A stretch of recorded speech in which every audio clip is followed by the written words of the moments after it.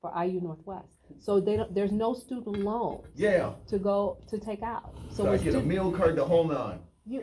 I know, but right? So I don't have to take out a loan or anything like that. Am I still eligible to get Pell Grants and all those other things? That's part of this. That's part of it. It's part of this 21st Century Scholar Program. Yeah. And so students don't understand. And so if families understood even that, like close to 100% of your education will be paid for, your tuition will be paid for, attending an institution like IU Northwest, this is possible. And so you can take that and you can go to any of the great other schools in Indiana and apply the scholarship. And we'll talk about that on Saturday with you. Maybe you're going to go to a residential campus or a non-residential campus. But if you decide to go to a residential campus, what does that mean for you? Yeah, and it goes into your room and board and the whole nine.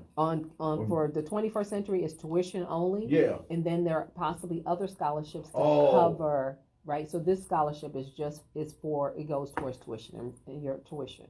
Absolutely. This is amazing, Dr. Frink.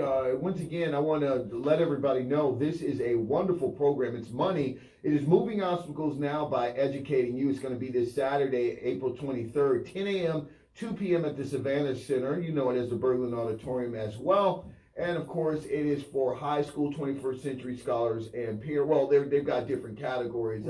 High school 21st century scholars and parents, you're going to get to set up and complete the required Scholar Success Program activities. The middle school students, that's kind of what I was emphasizing just a minute. You get to help submitting the 21st Century Scholars application. This is big time. And then if you're a parent, you can learn about the Scholars Program, learn about careers, and learn about the value of a college degree. Yeah. Absolutely. The whole nine. The whole nine. Let me just, before I leave, say one thing. Yeah, go ahead. One is that if you want to register for the event and learn more about it, you just go to iun.edu/money event. But also, somebody said to me, well, this is on a Saturday. Families have problems with transportation. Yeah. Right? Transportation might be a problem. And so this is how I want to address that possible transportation issue. It's going to be radical. It's going to be radical. Oh my God, because I know what I'm about to say, and it's three letters starting with a B and ends with an S, but go ahead. Come on, that's what I'm saying. That Uber, whatever that obstacle is through transportation, you can get there. If you can get to the mall, you can get to IU Northwest. Yeah. If you can get to anything, nails done, hair done, we're talking up to $40,000. There you go, priorities. Yeah. And so I appreciate the person who brought that up to me in regards to the transportation. So I just wanted to plant that seed. No, I mean, and that is a serious concern. I don't want to be flippant about it, but I'm also going to give a shout out to my old classmate who's over at GPTC, David Wright. And, he's probably rolling over in his office to try to run down here and hand me a flyer because the what do they call it, the BMX or whatever, they go up and down Broadway 9 million times on a Saturday. And unfortunately for a lot of people, IUN is right there on the corner of Broadway, so you can take a BUS and get there on a Saturday and with little or no trouble at all. Right. And this program we're offering on this Saturday is for Lake County, Porter County, LaPorte County, where you can, if you're an Indiana resident, please come. Now, let me ask you this, Dr. Brown. I want to once again thank you. I know you're a busy woman, but let's talk about this is like big time for you. This is like your draft. I mean, this is the meat and potatoes, like what you do. You're getting ready for that new class.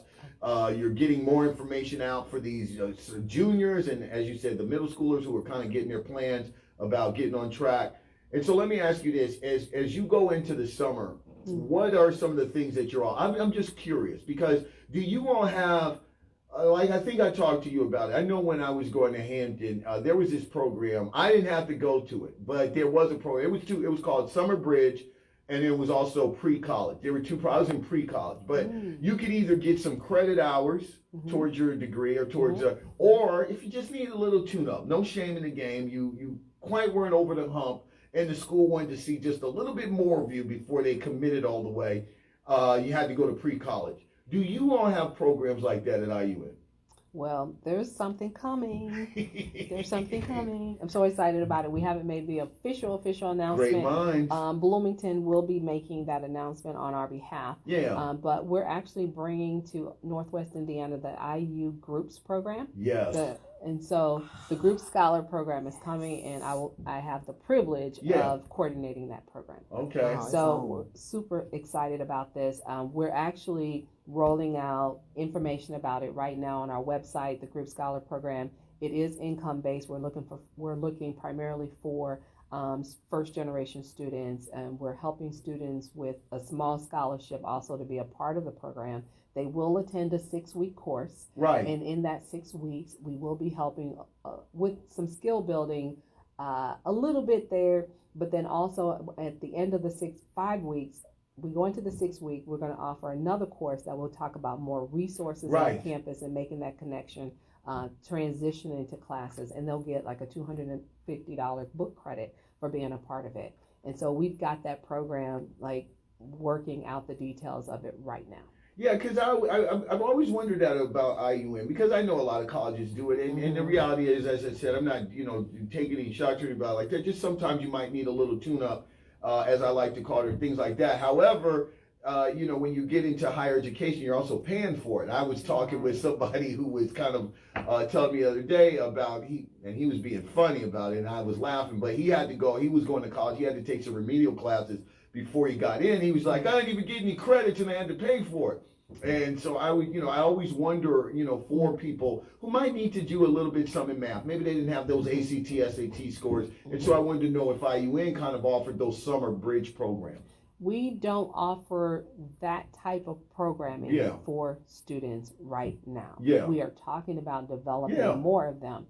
But does Bloomington, by the way, do something like that? They do something like that. Yeah. They do something like that. But I will say what we're taking what we're calling an asset-based approach in our pedagogy. And what that means is that... What's the pedagogy? That's a very highfalutin academic term. You're going to have to explain it. You can't get by just using pedagogy on this show. So it is the way we teach. It's the way we approach education. Yeah. And so we're looking at it as students have the ability coming into the education and stop looking at it as a deficit. Right. And so we're changing the approach on how we're educating students. And so I think with this approach, what will happen is that you will find that more students will be successful because students have the ability. Yeah, they do. They do. They're super smart. Yes. It's just that they haven't maybe been nurtured enough to bring that out of them and that confidence level. Right. Now, I want to ask you about this because, one of the main conversations in this country, obviously, is a lot of places have relaxed on the mask mandates and things have changed of that nature. What does that look like for Indiana University Northwest? Because I know for a while, obviously there was very highly publicized lawsuits that were going on statewide with some students who were, getting into the trenches about that. That's a whole nother thing. But you all had to pivot on the fly. I've been very impressed by you all because, when it first happened, you would shut down campuses. Then you kind of figured out that we're going to do this hybrid. We're going to do online. Something that I know that you all kind of were reluctant to do, but you did it. So what is it now in the 2022-2023 academic school, well, 2021-2022 academic, whatever year it is, what does that look like? Right. So now we still are under the IU medical guidance. Yeah. Right? And that guidance says to us that you can decide whether to wear the mask or not. Okay, it's optional. It is optional. Many of our staff and students still wear their masks. Yes. And deciding on when and where they wear the mask on campus. And so that's where we are at this point. Now, do you all, because there are people that still are a little bit anxious about the situation and things like that, and some might have some legitimate medical concerns with their immune system and things like that. Do you all have the option of going virtual in certain courses or certain majors, or do you leave that up to the professor and the dean of the department? We leave that up to the dean of the Smart. department. Yes. And also we want to encourage and try to keep our students on campus because of that social and emotional learning that happens when you're a college student, right? And you can't do that as much when we're in the bedrooms or in your own. And so that's part of the reason, that's a lot of the reason why we want our students to be engaged in person. Now, what was that? So, okay, explain to me without going into you all Zoom meetings and things like that over the past couple of years, because for instance, while that for a Bloomington and things like that, I like to say the university, the residential area, there is a way of kind of dealing with that because you do have you have dorms, you have people that are literally on campus, and you can kind of shut down the walls of the campus and kind of keep people in this quote self-contained bubble. Mm-hmm. How do you do that with a university like Indiana University Northwest, which is kind of commuter driven and wide open, in which in order to have people on campus, you got people coming from all different directions, and coming onto the campus, leaving the campus. You can't contact trace everybody. So what did that look like when you all were trying to reopen? I mean, what were some of the conversations? I know it was a lot because you had a lot on your plate. You don't got to get into everything, but really, what did that look like? Because as I said, at university, you can shut the doors down and say, well, if you're on campus, you stay on campus. The rest of you Zoom in. But when you're kind of commuter oriented and driven like that, it's a whole nother can of worms. It was. It really was. It was very taxing on all of us to be in different directions. But one of the great things was that all of us on campus, mainly like leadership, right? We were on campus in really good conversation and guidance on how we will handle the campus. We got guidance from IU Bloomington also on how to work with our contact tracing or how students interacted on campus. But I will say this, during that time, back then, what we did was masks were required. Even though there may have been relaxed outside of the campus, we did have masks required on campus. But now that we've moved into this new optional setting, we've gone with that because most of the students and staff would be vaccinated and boosted. And I'm not going to get into all of that conversation, but that, and students as well. So, that helps with keeping the spread. Yeah, so you all kind of have kind of gotten out because it got very political for a minute. Yeah. But you all kind of never really committed to requiring vaccines. It was kind of the spirit of doing the right thing, if I recall. Or did you all at one point have a hard and fast rule where only vaccinated people were coming on campus? I don't remember, because I do remember it kind of went down a lawsuit with some students down there, but without going, I mean, so is it kind of relaxed? Is it kind of like just let's use judgment, be safe, follow some of the protocols that are accepted by the CDC and the state, and let's just try to do this thing? Right. So we do try to follow IU guidelines and then the CDC guidelines. And so when students come on Saturday, they are able to wear the mask. We just had an open house event maybe on April 11th. Yeah. Thank you. April 11th. We had an open house. We have so many events going on. I know you do. That program, we had families there with a mask on, without a mask on. And so everyone's using their best judgments. And we do have information on if you're not feeling well, right? We're still carrying that. If you're not feeling well, just go ahead and stay home. Yes. And there are some events, if you can't make the events in person, then people can wait for virtual events to come up. If they're still not comfortable, getting into the larger group. We've been talking with Dr. Frink. We always like when she hangs out here and gives us great information. Once again, this is Saturday, April 23rd, correct? 10 yes, to 2? Yes. What do they need to bring? One more time. They need to bring themselves, and we will take care of most of that. They don't need their taxes or anything, so they're going to come to the event. They're going to let's register first. Let's register. Let's register at iun.edu/money event. So you want them to register, pre-register? Pre-register, okay. So we know that you're there, who's there, because remember we're going to have those different sessions. Right. And so we'll know how to organize and get people where they need to go. Is there going to be food involved? Oh my gosh, I forgot to say that. You know where you are. You got to get that out there. We are going to provide lunch. There you go, Dr. Frey. Come on. Yes. Oh, how did I forget lunch? I won't let you do that. I see.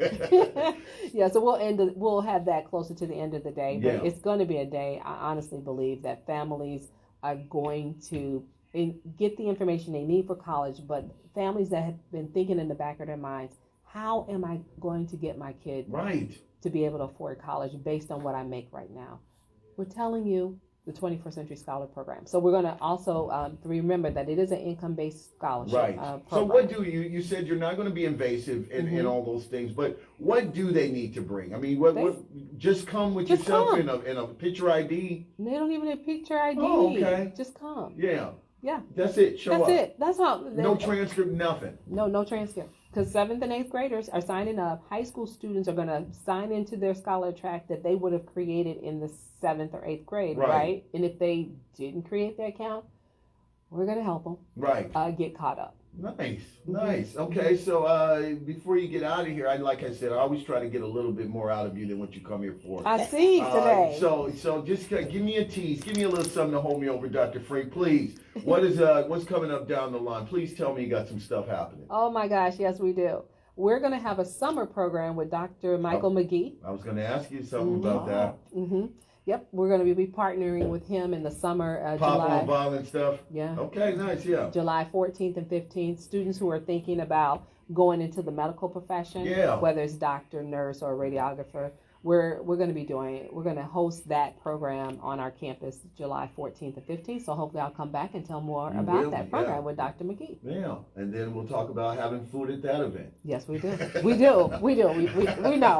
Don't you forget that food. You know where you are. Anyway, Dr. Frink, I want to thank you once again. I think what you're doing is great. As I said, your team is awesome. You all have put a new face and flavor onto the admissions office over at IU, and it's fun. I mean, for real. And I've been telling people about it. I've been getting like I said, the last crew that was on here. A lot of people were text messaging me. They really like their attitude. And your girl's hardcore, by the way, in financial aid. So make sure you keep her at bay. She's not playing. She will get you your money. Yes.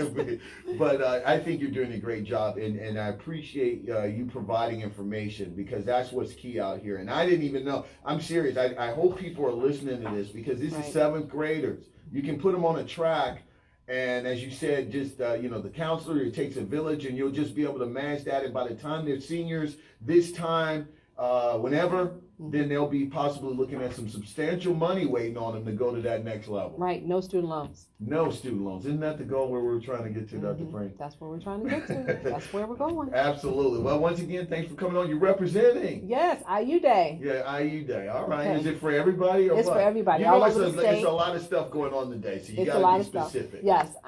Indiana University Day, people are wearing their crimson and their crimson and cream and donating, and that's part of the day that students are able to give back, and anyone can donate to IU Northwest today. Now, is there any festivities going on campus? Food. You saw me trolling? You know where I'm going with this?